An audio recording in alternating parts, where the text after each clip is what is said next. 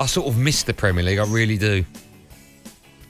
Yeah, me too, mate. I think it's an exciting time, and I'm going to miss it over this next week. But listen, England have got some big games going with a lot to live up to after doing so well at the Euros, mate. So I'm looking forward to that. But for Arsenal, it's interesting, Andy, when people talk about has it been a successful window and everything. I try and look at it not from someone who just doesn't like Arsenal. I think realistically they got rid of Willian, they got rid of Guendouzi, Torreira, Saliba. Nelson's going to get some game time out on loan, and Renardson's going to get some time out on loan. Bellerin, he's off as well.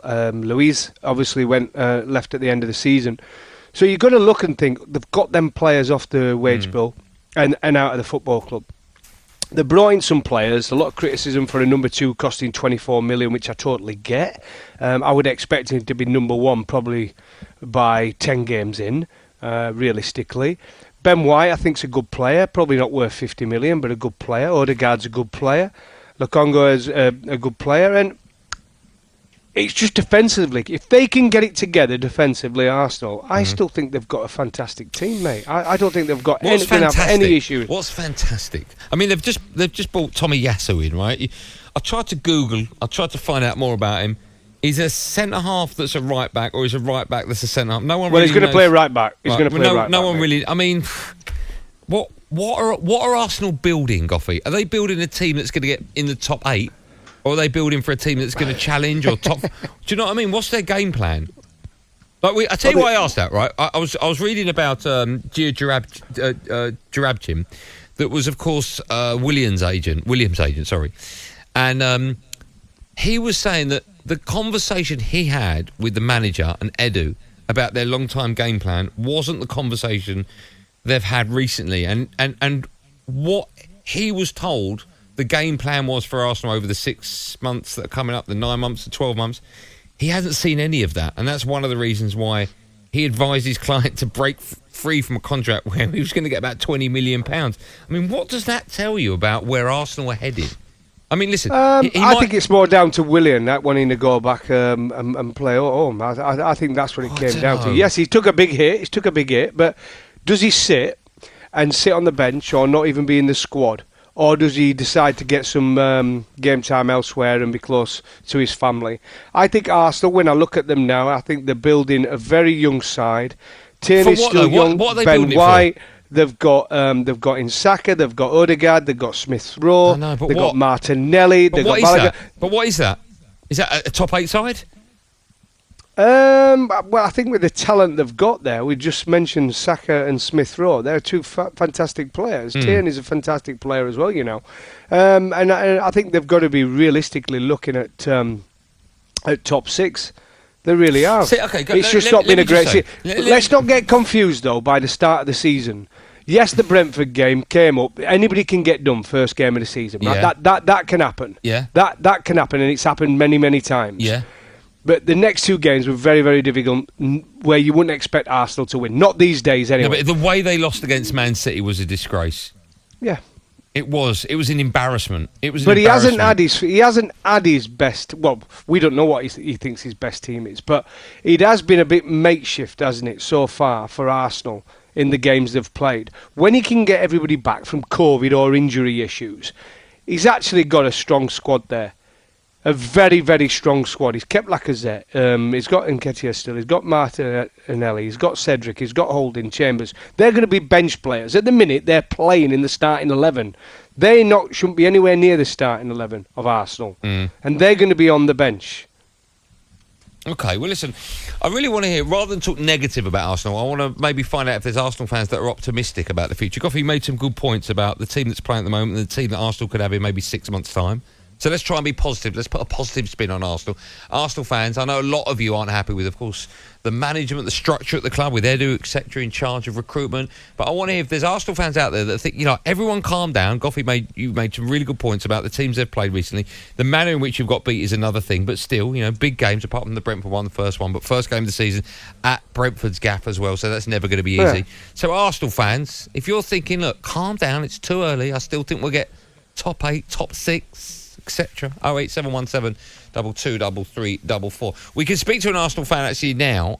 We'll get his view on Arsenal, but also we are, of course, talking about 20 years ago today is when England beat Germany 5-1, and we're asking if there's any funny stories people have got looking back at that day, if they maybe perhaps were meant to get married or they did get married, but things happened. Stuart apparently has a story for us. Stuart, hello, good evening to you. Hello, chaps. How are you? Hope you're both well. We're good. We're very well. Listen, I'll get your view on Arsenal in just a moment because I know you're an Arsenal fan. But what's your connection to this day 20 years ago?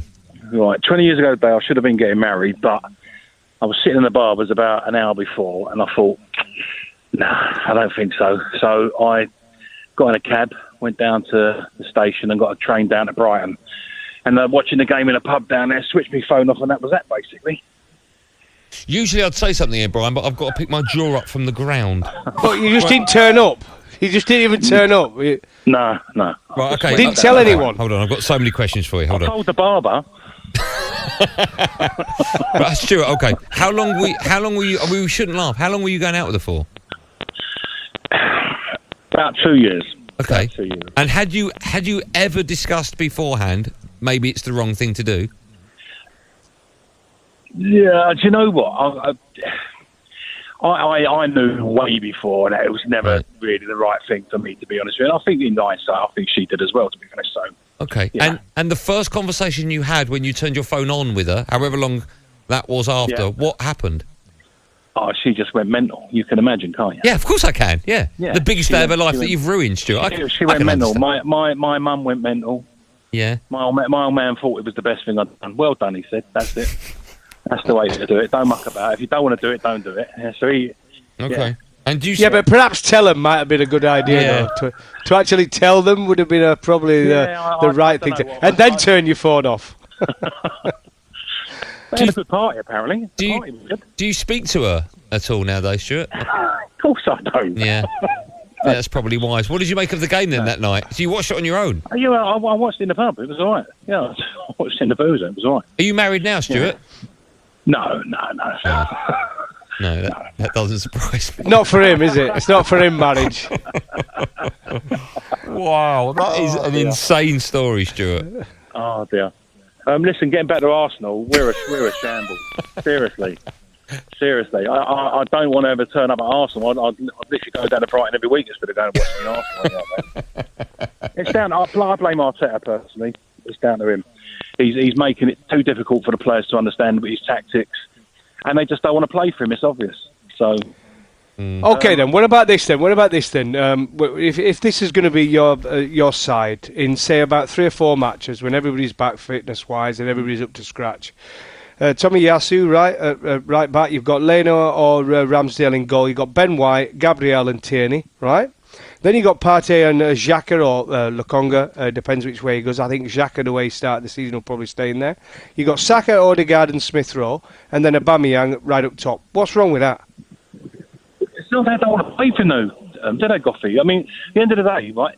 Look, Xhaka just come out of a European Championship where the best tournament where he got voted in, and who wanted to buy him? No one. I mean, they wanted to pay about 12 million for him. Roma.